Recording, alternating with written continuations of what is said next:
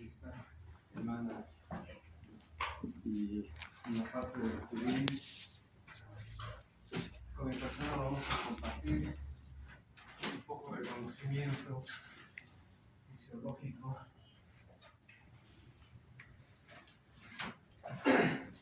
de ese segmento que es fisiología sanguínea o hematológica.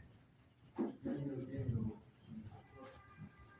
algunos aspectos generales referidos a caracteres físicos, químicos y sobre todo todas las características funcionales que acontecen con el glóbulo rojo, o con los glóbulos rojos.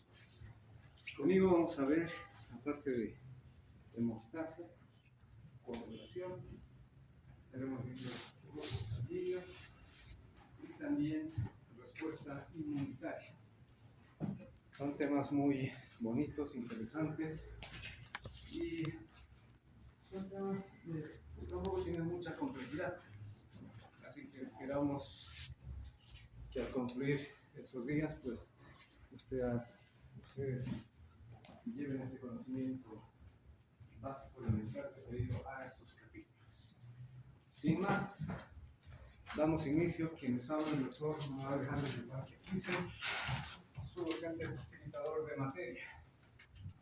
Siempre que abordamos un tema, lo primero que mínimamente uno tiene que hacer es generarse algunos conceptos o extraer algunos conceptos básicos. Y referente a hemostasia, coagulación, tenemos que indicar lo siguiente. La hemostasia es un mecanismo lógicamente funcional, fisiológico, que tiene como objetivo detener un proceso hemorrágico. Si desglosamos el término, la palabra hemos igual sangre, estasia o estasis, detenido. Esto ocurre lógicamente cuando hay un mecanismo traumático que lamentablemente compromete la integridad de la pared vascular en algún tejido, en algún órgano o en algún lecho capilar. Para eso mismo tenemos que entender que la sangre en este momento de todos nosotros está mantenida, está en un estado de homeostasis, pero de tipo de la hemofluidez. Es decir, en este instante nosotros mantenemos las características bioquímicas y biofísicas de la sangre para que pueda fluir libremente en los vasos sanguíneos. Esto gracias y a través del bombeo generado por la mecánica del trabajo del corazón. Entonces, este estado de hemofluidez no es otra cosa que otro mecanismo, como ahí indica, de balance o de equilibrio, de homeostasis entre factores pro y anticoagulantes. Lógicamente, en este caso estarían dominando los anticoagulantes, pero cuando ocurre ya el mecanismo de daño para la hemostasis, esto se invierte. Porque lógicamente, como hemos indicado, si la hemostasia es detener el sangrado, la hemorragia, entonces tiene que revertirse, tiene que invertirse este proceso para que ocurra aquello. ¿Y qué es la cascada coagulativa? Otra vez, son procesos o mecanismos fisiológicos consecutivos, sistemáticos, que acontecen para la formación de un coágulo, ¿verdad? Donde lógicamente ya lo hemos indicado. ¿Quiénes predominan? Los factores procoagulantes, son los que tienen que activarse. Si no, de otro modo, por la hemofluidez, la sangre seguiría y seguiría saliendo sin parar, y eso no puede ocurrir, ¿verdad? Principalmente porque el hecho es que se va a perder volumen sanguíneo, y al perder el volumen de sangre, el cuerpo empieza a decaer en otros mecanismos importantes para el mantenimiento de la vida, como por ejemplo la presión arterial. Si cae la presión arterial, los tejidos no se perfunden de manera adecuada. Si un tejido no se perfunde de manera adecuada, no recibe nutrientes, no recibe oxígeno, que es otro nutriente, y por ende empieza a decaer y deteriorar sus actividades funcionales. Entonces el cuerpo no quiere que ocurra eso. El cuerpo más bien quiere mantener el flujo constante, habitual para cada uno de los tejidos y órganos. Siguiente. Otros conceptos básicos que tenemos que entender. ¿Qué es el tapón plaquetario? Es una masa semisólida exclusivamente de trombocitos, formada por, lógico, reiterativamente, por las plaquetas. Ese es otro nombre, ¿no? El nombre de trombocitos ya es un poco clásico, antiguo, pero también es válido. Pero entonces no es lo mismo hablar del tapón plaquetario que hablar del coágulo per se, como tal. Porque el coágulo también es una masa semisólida constituida tanto por proteínas, plaquetas y glóbulos rojos. Entonces, lo que queremos entender hoy es cómo termina formándose tanto el primero como el segundo, porque de hecho son las dos grandes fases o etapas que va a acontecer para que se pueda efectivizar este mecanismo de la hemostasia y formación del tapón de coágulo.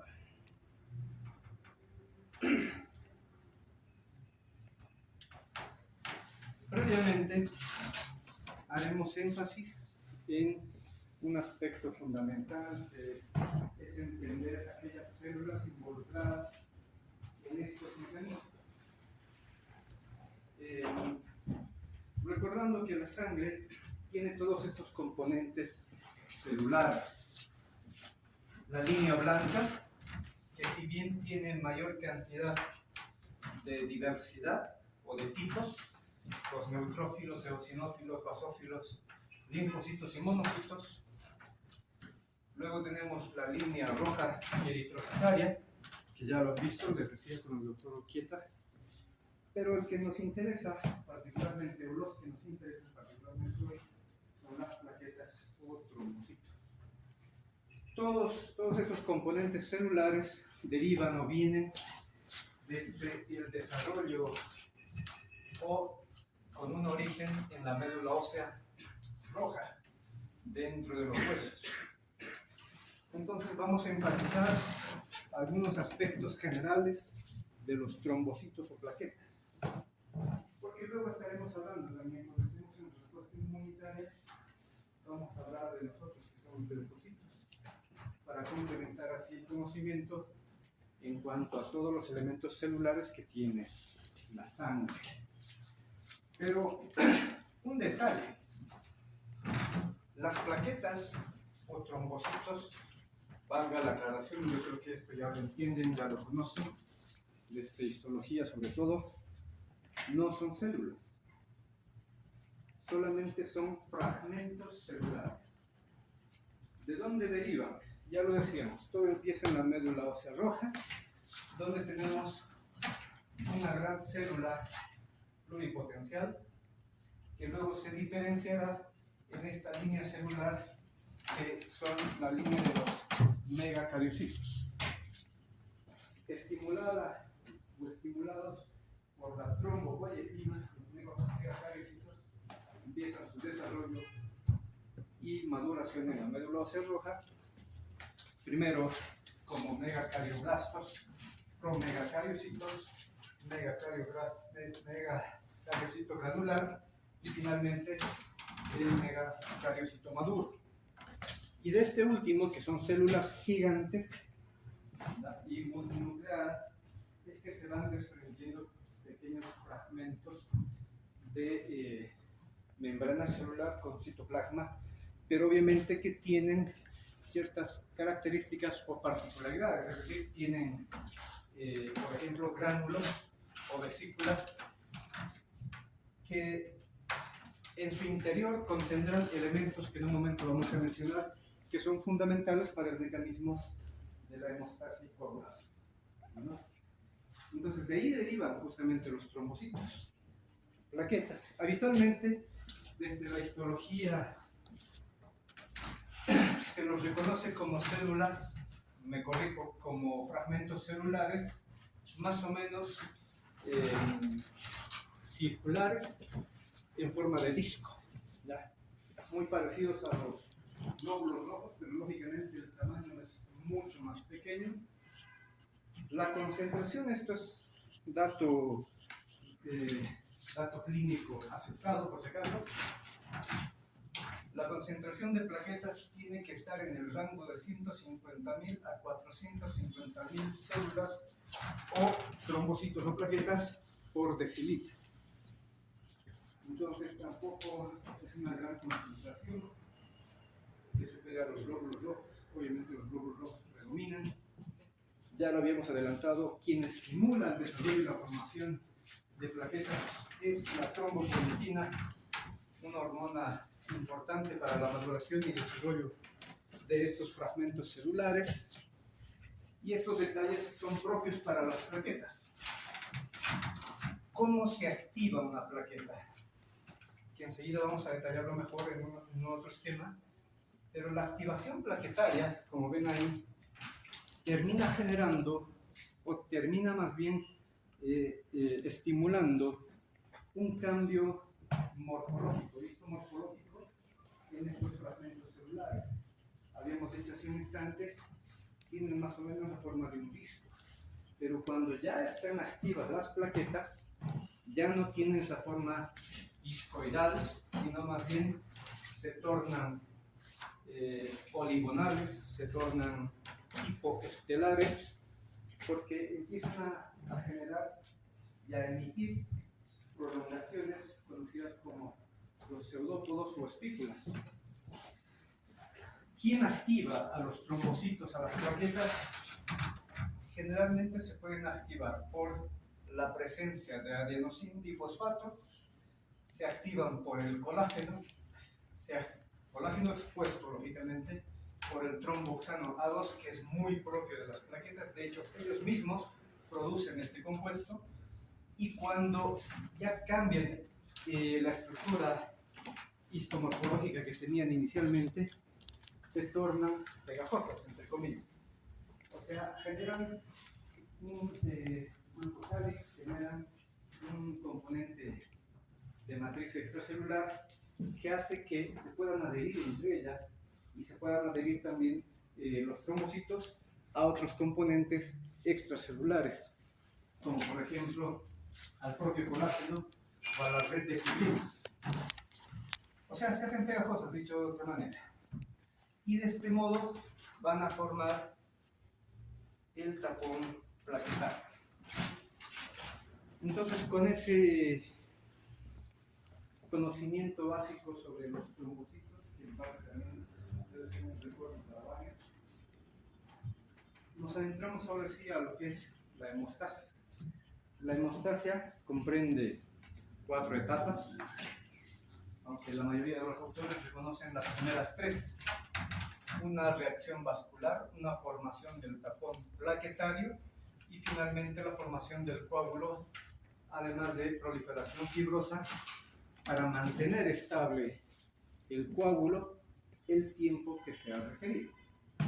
Porque si no, de otro modo, si solo se queda el tapón plaquetario, este tapón realmente no es estable, puede seguir generando fugas hemorrágicas, obviamente ya en menor volumen, en menor cantidad, pero seguiría.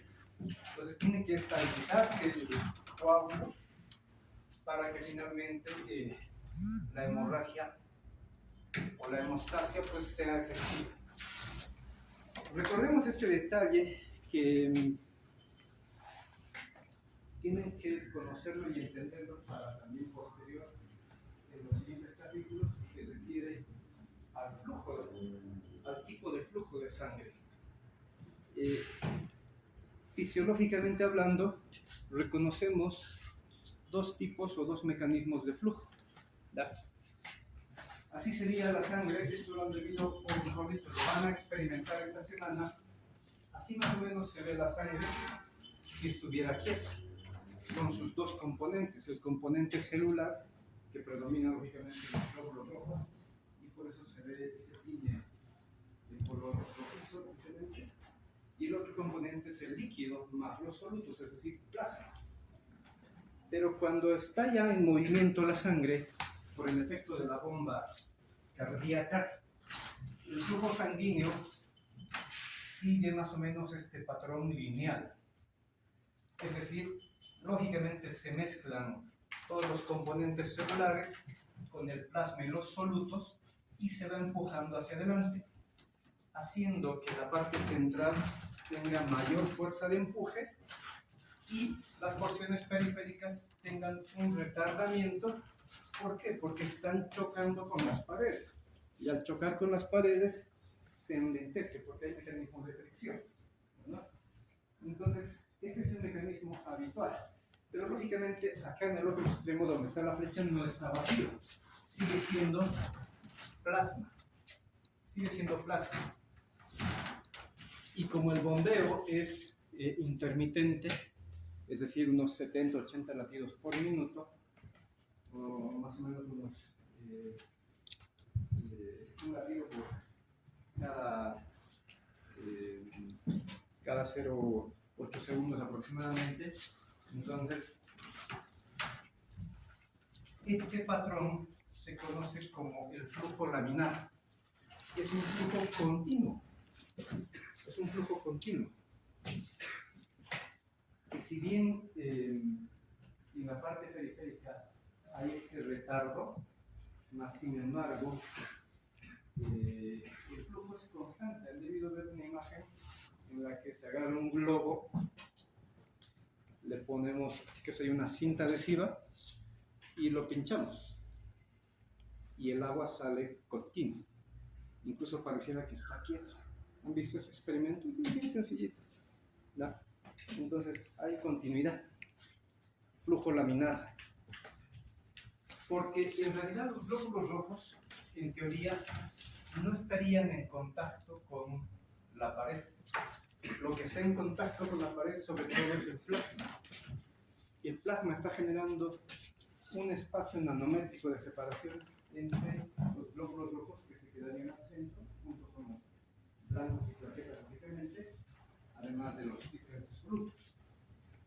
Entonces, el líquido del plasma ayuda a que no ocurra un mecanismo tan alto de fricción. Pero ¿qué pasa cuando hay una hemorragia? O en otros acontecimientos, por ejemplo, cuando hay inflamación, ¿verdad? Un trauma, y el flujo se altera. Lógico, como ya no tiene la continuidad en la pared vascular, tiene el daño y la sangre va a extravasar hacia el espacio perivascular o hacia el espacio exterior, lógicamente ya no genera un flujo laminar, sino empieza a generar flujos turbulentos. Ese es el otro mecanismo, o ese es el otro tipo de flujo que acontece en el cuerpo. ¿Ya? El flujo turbulento. Este flujo turbulento tiene su riesgo, no puede permanecer tanto tiempo así porque no es tan fisiológico. Ya solamente acontece en estados de disfuncionalidad hemodinámica. ¿Y aquí qué esperamos? Lógicamente que los glóbulos rojos empiecen a chocar contra las paredes o contra sí mismos. Bueno, esto nos ayuda a entender lo siguiente. Durante un mecanismo de trauma con lesión de la pared vascular, el flujo laminar pasa a ser flujo turbulento.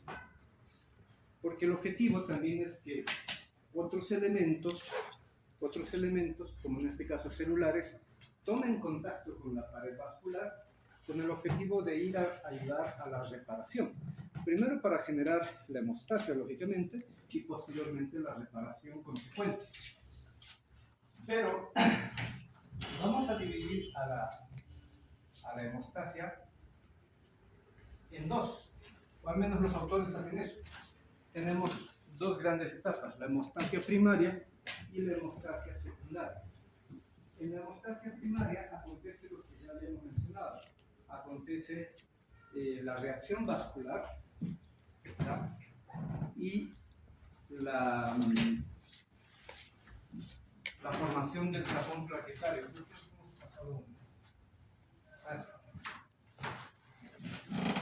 En la hemostasia primaria acontece esto, la reacción vascular y después viene la formación del tapón plaquetario.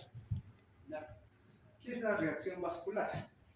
Como acá se ha generado el daño y está habiendo el sangrado, y por el lado, dependiendo si es venoso o si es arterial o puede ser mixto, lógicamente el flujo puede ser más alto o menos alto, o sea, de mayor fuerza, de mayor presión o de menor presión.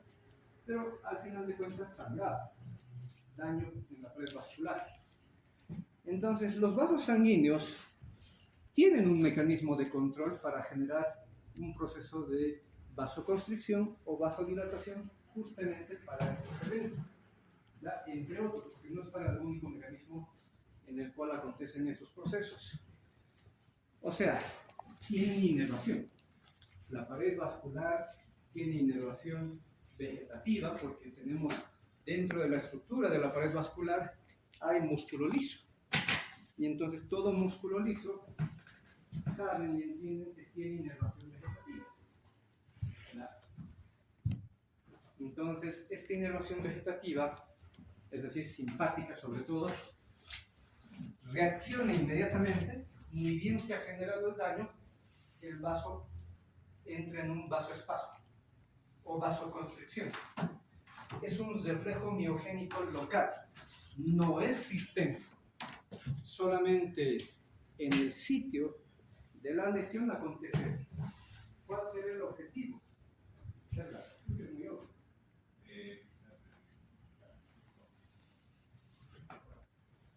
¿Cuál será el objetivo del vasoespasmo?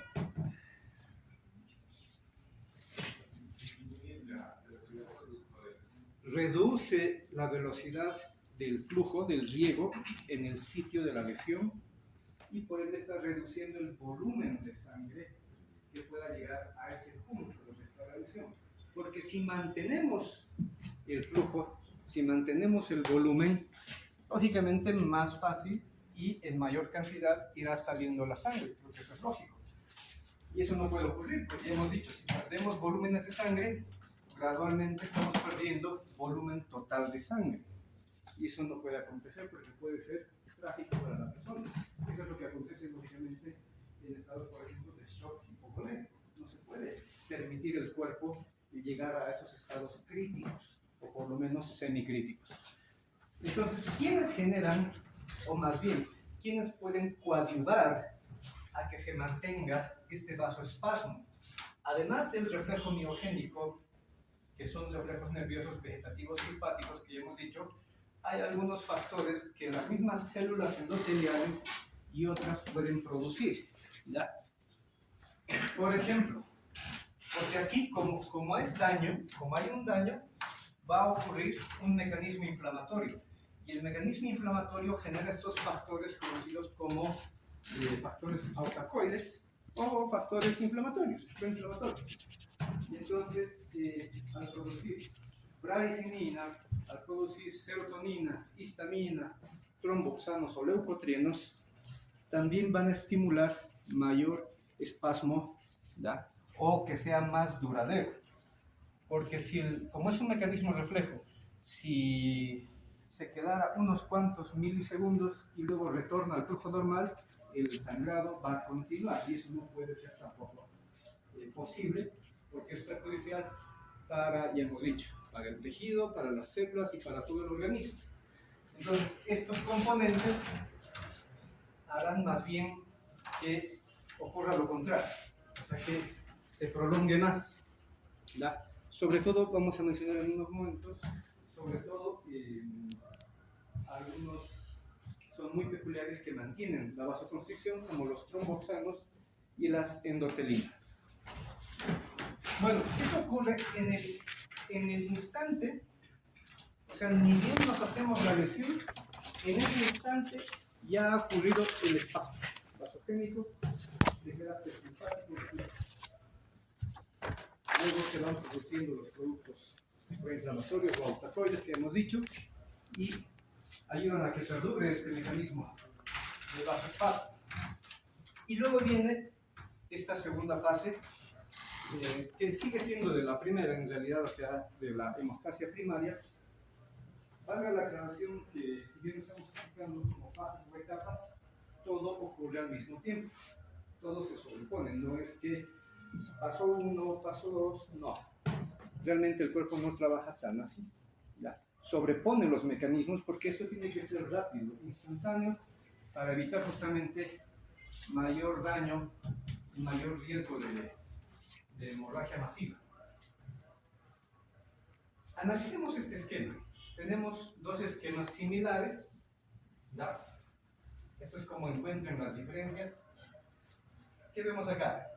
3 células endoteliales. Acá más, sin embargo, una por lo menos se ha perdido, ¿ya? ¿Qué también hay de especial en este esquema? La pared vascular está íntegra. Esta es la manera en la que trabaja el cuerpo cuando en algún sitio de toda la superficie endotelial se ha perdido alguna célula. Quiero que entiendan esto, porque esto va a ir ligado, lo que en un momento vamos a hablar, de la cascada de coagulación. Recordarán ustedes, hay dos vías de la cascada de coagulación, la vía extrínseca y la vía intrínseca. De hecho, este esquema nos ayuda a entender a la vía intrínseca. ¿Por qué? Porque en este caso, la pared vascular no ha sufrido lesiones. Lo que sí ha acontecido es la pérdida de una célula endotelial. Ahora, imaginen que esto está ocurriendo todo el tiempo, ¿ya? En cualquier punto de algún tejido o de algún lumen vascular. Repito, esta es la vasculatura. No se está rompiendo la pared vascular, pero están habiendo muertes celulares por reemplazo de una célula. Pero además, lo que nos ayuda a entender este esquema es la formación del tapón, exclusivamente la formación del tapón.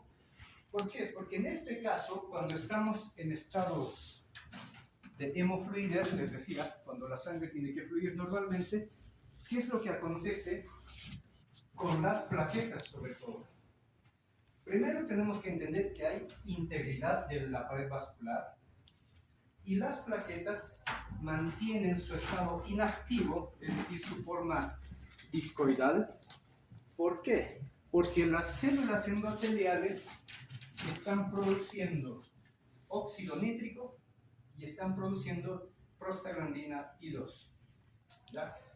Además, las células, mejor dicho, los fragmentos celulares, las plaquetas, están convirtiendo el ADP en AMP. Entonces, 3 mecanismos que hacen que la sangre, y en este caso las plaquetas, no entren en estado de actividad. O sea, todavía no participen. Aquí hay hemofluidez. Obviamente no son los únicos compuestos o componentes para mantener la hemofluidez, pero en este caso estamos hablando de la inactividad de las plaquetas, porque las plaquetas son las encargadas de formar el tapón plaquetario, continuar al mecanismo del espasmo vascular que hace un instante decíamos, para cerrar y sellar el sitio donde estuviera la probable injuria o daño. ¿Qué otros aspectos vemos? Que las células endoteliales tienen justamente estos componentes proteicos celulares, como el cluster differential, el 39, y además el factor 8, el factor de von Willebrand, no queda expuesto junto con el colágeno. El colágeno subendotelial está muy lejos, vamos a decir, del contacto con las plaquetas. ¿Hasta ahí me estoy dejando entender? O sea, esto es el estado de hemofluidez, cuando no se ha iniciado el coágulo todavía. Pero ¿qué pasa si se rompe el vaso sanguíneo? ¿Qué pasa si se pierde solo una célula endotelial? Ahí es cuando empieza la actividad trombocitaria. ¿Por qué? Porque ahora el colágeno subendotelial está expuesto. Con la exposición del colágeno viene también la exposición del factor 8 de von Willebrand, ¿da? Pero este factor 8 está por si acaso ligado al propio factor 8, que es en realidad el von Willebrand es un cofactor. El factor real sería el factor antihemofílico, ¿da? Pero ¿para qué sirve entonces el factor de von Willebrand? Lo que lo vemos ahí. Sirve como mecanismo de adherencia para las plaquetas. Y una vez que entra en contacto con unas glucoproteínas que en un instante voy a mencionar de las plaquetas, activan a las plaquetas. Activan a las plaquetas. Y ya hemos dicho, con la activación plaquetaria, primero cambia su estructura morfológica, se tornan poligonales, estelares, formando estos pseudópodos o estípulas, y después ocurre inmediatamente el mecanismo de degranulación plaquetaria. ¿Qué significa? Que van a liberar sus productos que tenían contenidos en sus vesículas respectivas, en sus glánulas. ¿Y qué hay? ¿O qué vamos a encontrar en sus vesículas? Puede ser tromboxano A2, de hecho se va a producir tromboxano A2. ¿Por qué? Porque el tromboxano A2, su nombre lo dice, es un compuesto estimulante para activar más plaquetas. Va a activar a más plaquetas de tromboxano A2.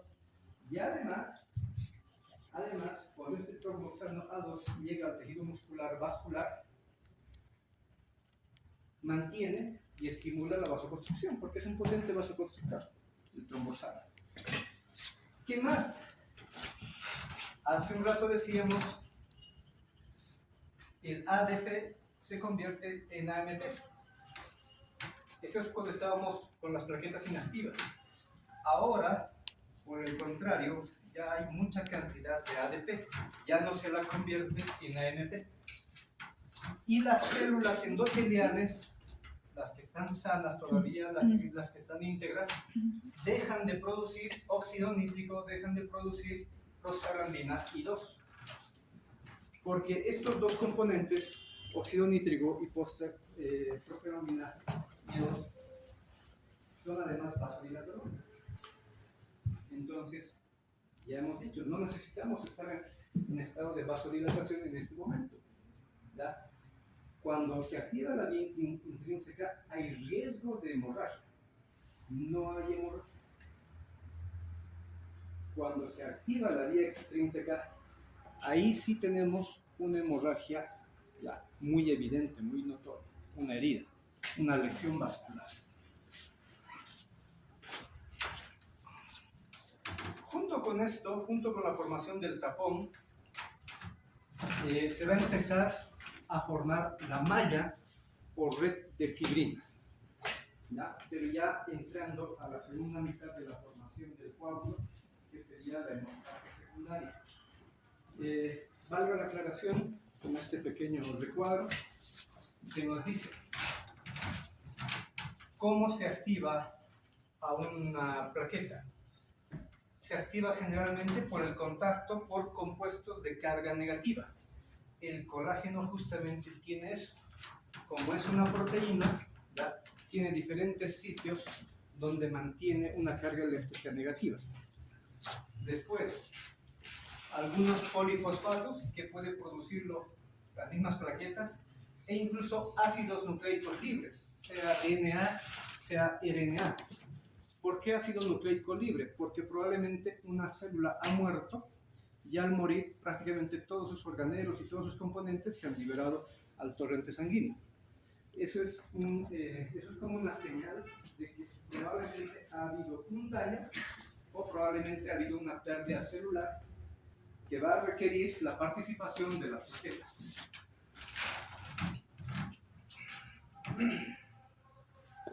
Y luego viene la formación per se del coágulo, lo que ya decíamos. ¿Qué va a ocurrir? ¿Cómo es que realmente se adhiere? Porque aún con vasoespasmo, dos eventos pueden ocurrir. La plaqueta, por la fuerza de presión, se salga junto con la hemorragia, o la plaqueta, por la fuerza de presión de la sangre, continúe pasando hacia el otro extremo del vaso sanguíneo. Puede ocurrir. Pero no queremos eso, queremos que la plaqueta se mantenga ahí firme, adherida en el punto, y mientras más plaqueta se vaya adhiriendo, se va a ir cerrando ese espacio de lesión. Esto ya viene a ser, pero para la activación de la vía extrínseca, lo aclaro. Entonces decíamos, los gránulos plaquetarios que están acá adentro van a liberarse. ¿Qué tienen estos gránulos?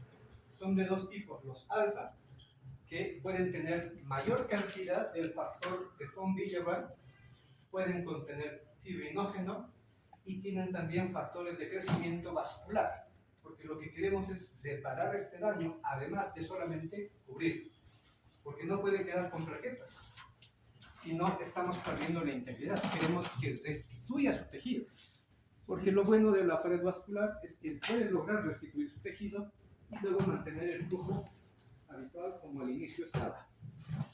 Luego los otros gránulos, que son los gránulos densos, contienen ADP y calcio.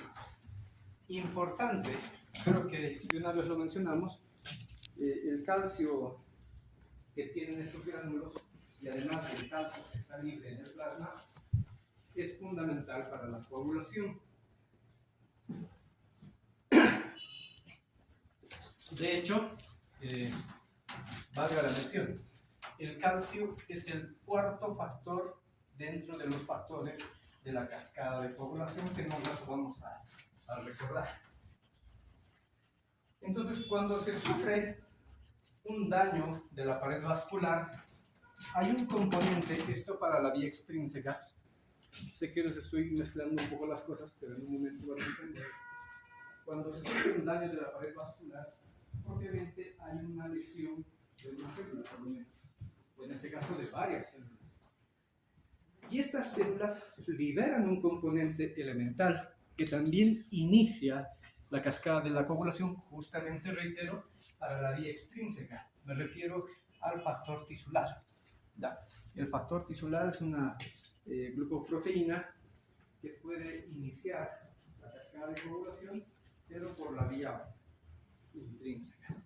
En cambio, aquí no me olvide, pero en este otro caso, dije intrínseca, es extrínseca. En este caso, en la intrínseca, quien empieza, además del factor 8, es el factor 12. ¿Ya? El factor 12 se une justamente al factor 8 para generar todo un complejo que en un momento lo vamos a reiterar y analizar. Entonces son las dos vías, pero les recuerdo, acá en este caso para la vía intrínseca no ha habido daño de la pared. Probablemente solo una lesión en una célula. O sea, una célula o dos se han perdido. ¿Y qué es lo lógico de entender de la activación de la vía intrínseca? No es que está habiendo sangrado, pero sí hay riesgo de hemorragia. ¿Por qué? Porque con la ausencia de esta célula epitelial, esta pared es cada vez más delgada y más frágil. Y por la fuerza de la presión, en cualquier momento se puede desgarrar y puede generar un mecanismo hemorrágico. Entonces el cuerpo reacciona inmediatamente y sella ese sitio para mantener la integridad y la fuerza de resistencia de la pared vascular para evitar justamente una hemorragia. Pero cuando ya ocurre el daño, se activa la vía extrínseca, pero los autores, antes era así muy separado, solo vía intrínseca, solo vía extrínseca, era muy tajante. Hoy por hoy nos dicen los autores, no, ya no acontece eso. En la vía extrínseca, que sí hay daño, sí hay una hemorragia evidente, notoria, sea hemorragia interna o sea hemorragia externa, no solamente participa y no solamente se activa la vía extrínseca de la cascada de coagulación, sino también se activa la vía intrínseca. Porque es lógico, si hace un instante hemos dicho, los que activan generalmente son el colágeno y otros componentes de carga negativa. ¿No creen que cuando hay daño celular, daño tisular a la pared del vaso, igual se van a desprender muchos componentes de carga negativa? Pues lógicamente sí, y al mismo tiempo se está liberando el factor tisular. Entonces se activa tanto la cascada de coagulación por vía extrínseca, así como por vía intrínseca. De hecho, los autores hoy por hoy dicen la vía intrínseca, aquí puede iniciar con la vía extrínseca, pero la vía intrínseca es la que hace que perdure el mecanismo y amplifique la intensidad dependiendo la magnitud del daño, ¿verdad? Para que se forme un buen tapón plaquetario y un buen coágulo. Espero que se haya entendido eso último.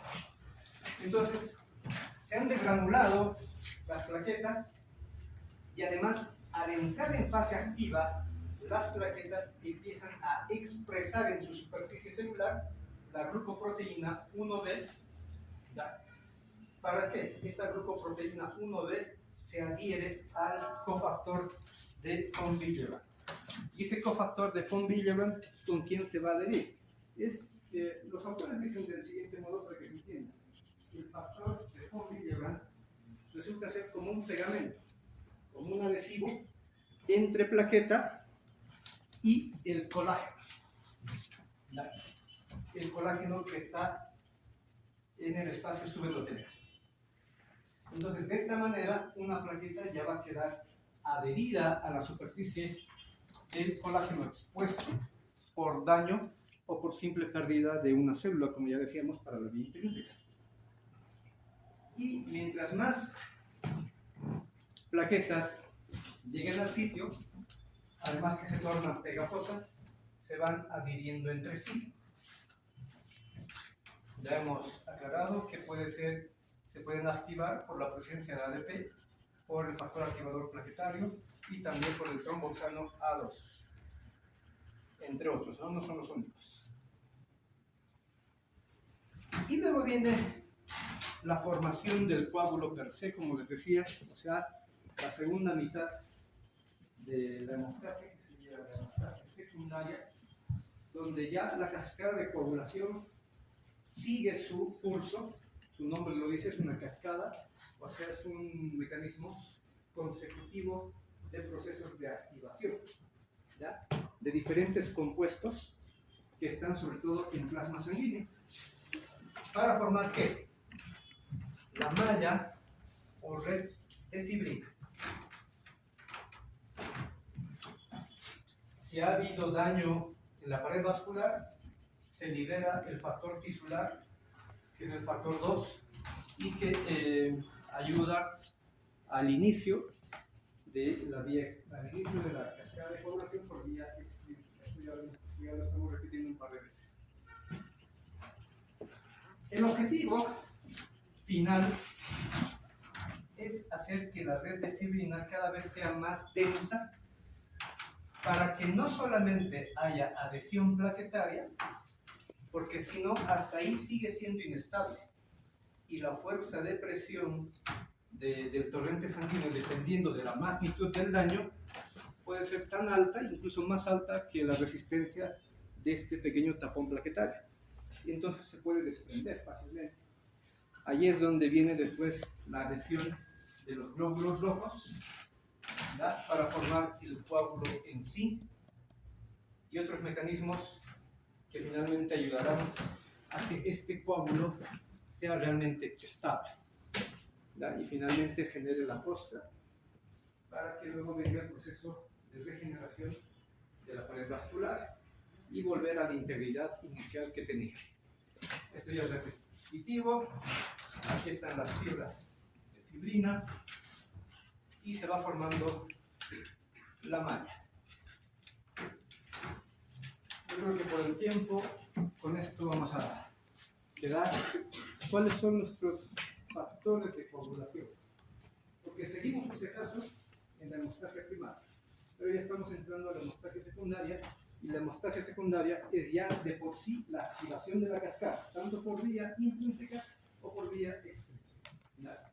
Hasta que se forma la red de malla de fibrina y la adhesión de los glóbulos rojos, o sea, el coágulo.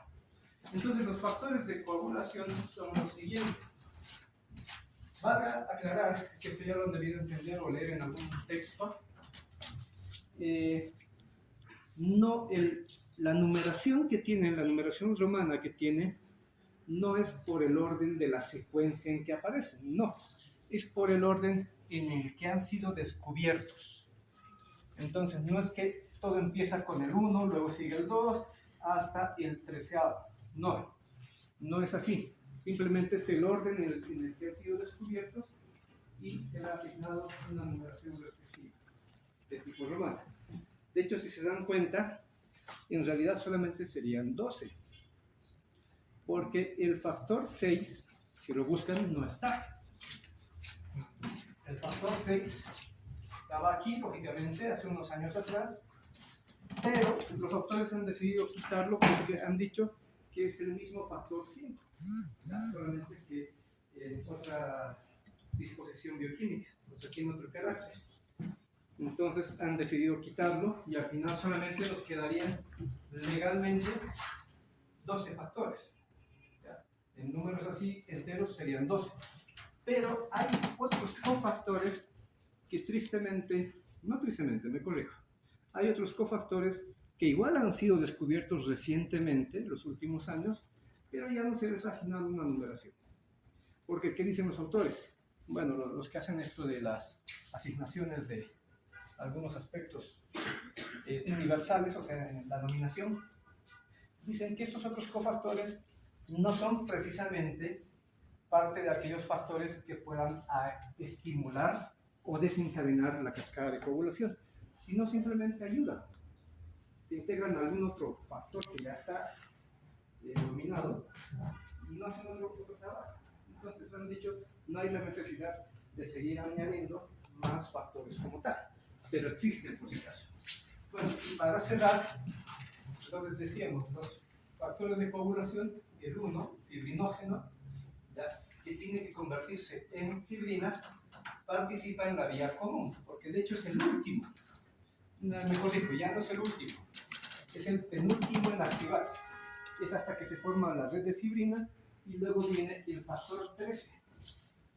El factor 13 es una enzima que participa en la vía común y sirve para fortalecer al factor 1. ¿Ya? Por eso se le llama estabilizador de la fibrina. Lo voy a explicar un poco mejor mañana. Luego tenemos la protrombina, que se tiene que convertir en trombina, que es una enzima que también participa en la vía común. Este activa al fibrinógeno. La tromboplastina tisular, o que es el factor tisular que les andaba mencionando, ¿ya? El que se libera durante el daño celular. Es un cofactor que activa la vía extrínseca. El 4 que ya les he mencionado son los iones de calcio, que son muy importantes, pero es un cofactor que participa tanto en la vía intrínseca, extrínseca y la vía común. Por si acaso no son 3 vías, esta común significa que ambas vías pueden llegar a un punto de encuentro y luego continúa la cascada. La proacelerina, que es un cofactor que solamente participa en la vía común. El 7, que es la proconvertina, es una enzima que actúa en la vía extrínseca. El 8, el factor antihemofílico. Y aquí hay varios cofactores como el factor de von Willebrand que ya hemos mencionado, que son cofactores para la vía intrínseca. El 9, que es componente de tromboplastina plasmática o factor de Christmas, es una enzima que actúa en la vía intrínseca. Y el factor 10, que es el factor de Scott Power, es una enzima que actúa en la vía común. El 11, que es el antecedente de tromboplastina plasmática, que es otra enzima para la vía intrínseca. Y tenemos el 2, el factor de Hagemann, que es una enzima que activa la vía intrínseca, que también ya hemos mencionado. Y el 13, que es el que ayuda al primero. Entonces, estos son los cofactores y factores propiamente dichos. La mayoría de ellos están producidos por el hígado. ¿Ya? La mayoría de ellos están producidos por el hígado.